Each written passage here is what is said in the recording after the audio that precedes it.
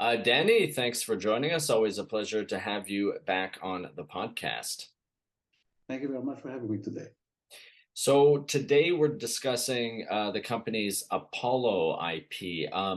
We've talked about it before, but it has been a while. Is it possible for you to give us a brief explanation? Give us a quick breakdown of Apollo. Sure. Apollo is what we call a computer vision system that is a combination technologies of radio and artificial intelligence. As we all hear nowadays, artificial intelligence is a very big hype in the media because of all recent events and technologies developed by companies. If it's OpenAI, if it's Google, Microsoft. But actually, Apollo is a very quite smart, intelligent application that is heavily based on AI. And here we see AI in the field of computer vision. In a sense, and I'll take a few seconds here more just to explain and remind what Apollo is. The Apollo system is what we call a AI control radio transmission that is send radio waves, electromagnetic waves into the air. They get hit, they hit objects, if it's humans, if it's live tissues, if it's a non-live object, and the reflections are basically received back by the system. These reflections, of course, and there are millions of them, I'm talking about per second, million, billions, are fed into an AI engine, which is a bunch of algorithms, quite advanced neural networks, and we have plenty of others. I'm not going to get too technical. And then these reflections of these radio waves are analyzed to build and create 2D or 3D live scenery of what basically in front of the system, what we transmitted. So Apollo is a great computer vision system, but besides its capabilities to see, I would say it's an eyes, using radio and AI combination, it also can do many other things because it's detecting such a high resolution of volumetric changes. We can do way more than just seeing. For example, I can take human vitals in the scanned area, which can be quite large, and detect heartbeats, oxygen level, even BP and body temperature. We can detect humans fall.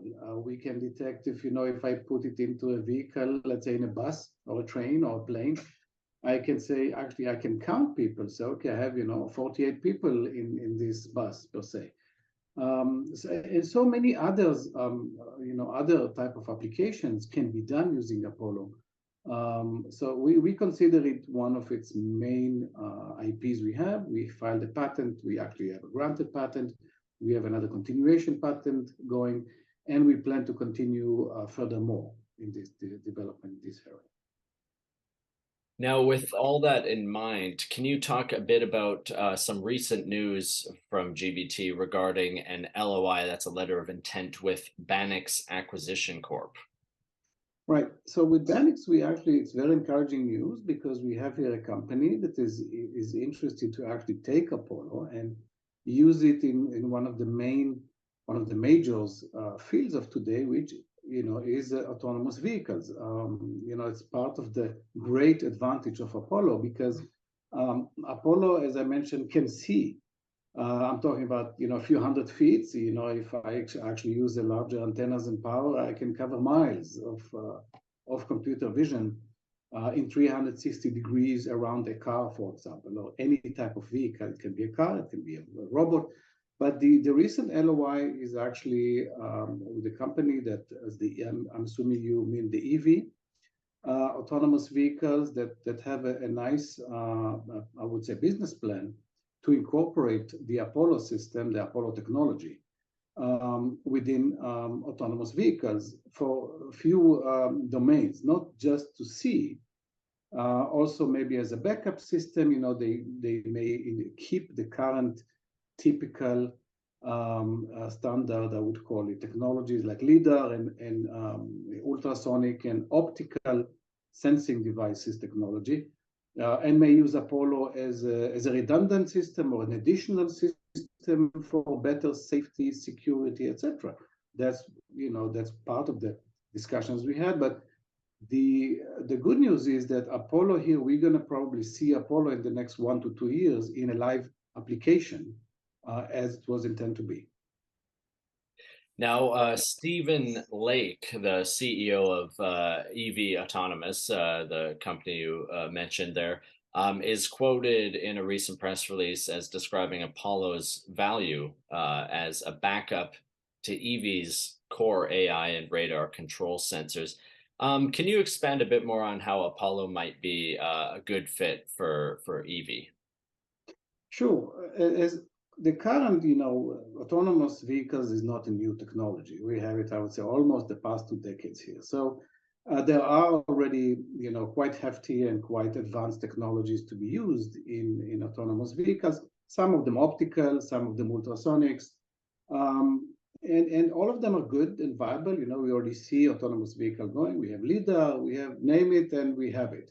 And I believe that he intends to still use these type of technologies.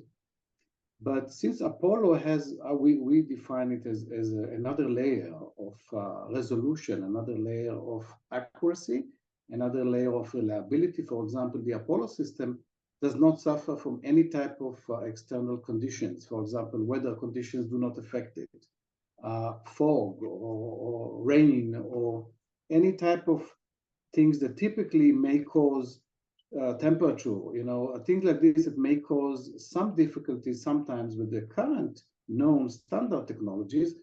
Apollo doesn't suffer from all this. Apollo is reliable, is working in all conditions, and even furthermore, it actually can work through underground, underwater. I mean, it has capabilities because it's based on radio and a wide variety of frequencies that we're sending them. We can basically see everything at all times, which makes Apollo a very good system. Maybe in the future it will completely replace the current known technology. We don't know, but definitely as what we call a redundant system, or not redundant is not the right one, as a backup, as you mentioned, to oversee the overall operation of a vehicle can be a great application for it. Besides this, we also know that we're going to discuss and present other possibilities of Apollo, like, for example, counting number of people inside a vehicle, emergency situation detection, if there's any health emergency on board, all the way to reporting, identifying. Apollo can actually detect, of course, by permission, and all this for privacy reasons, but it can actually identify, persons of interest or concealed weapons. And it can does all, then after that, system can contact the authorities, the vehicle can stop. If it's a bus, there's a vast amount of possibilities of what Apollo can do. And we plan to actually offer this to the EV company to see which one they want to adopt first or later. But we are very encouraged that, yes, but they may start as a backup system, as a system that will oversee the overall operation of the vehicles, and later may incorporate more features of it. Now, touching on that, it sounds like the Apollo has applicability in other domains, maybe even outside of autonomous vehicles in generally. Could you talk about a bit of the potentiality of Apollo in other spaces, maybe?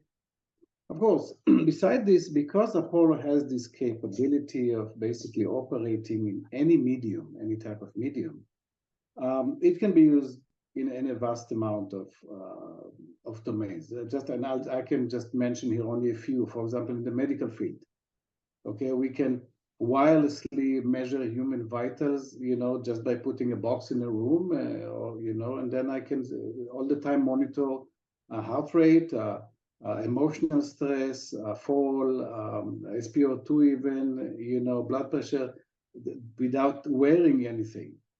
Another type of application is even, again, another in the medical field, is actually scanning and looking into a human body completely, again, in not invasive way. Everything is done via radio wave, and by the reflection, I can actually look into veins, detecting clogs into veins, and many other things that currently require all kind of invasive method to go and take actually imaging and do more diagnostics for the health. But and if we look, for example, at the military operations, we can actually provide a night vision, for example, that again does not have any effect due to weather condition or fogs or lack of light of starlights and other. So the Apollo system can be an amazing rescue system as well. If some, for example, people are stuck underground in caves, it's fairly easy to go underground and detect where people location, God forbid, the earthquake and people collapse the buildings, easy and trivial to do it as well. So there's a wide variety of application that Apollo can be adapted to. We just need to, to offer it, or we need to find the right partners that actually want to say, okay, I'm going to invest in this direction and take it from there. Great. Danny, is there anything else you want to add before we wrap up? No, I believe we covered everything. Just the last thing, today there's a lot of hype about all the AI, and everybody say, oh, we need to limit it, and there's a lot of restrictions, and they should be, absolutely, because AI can also be used for wrong purposes and can do damage also in its own way. So I definitely agree with that too. We need some litigations and lawmakers to put some restrictions and some kind of boundaries into AI. But we think that Apollo system is actually a great example of where AI can benefit society. This is a very positive AI application. Means I don't here invade, privacy or anything. Here I'm using AI to actually do what we call the good things. Okay, there's no risk here. To look forward if it's controlling, giving the eyes for automatic vehicles, if it's helping in the medical field and helping people, to cure people from diseases or detect them online. So this is what we call one of the positive applications of AIs. There's no risks, there's no there's no issue here with other things, and we believe that Apollo has a great future as we see it in the next decade.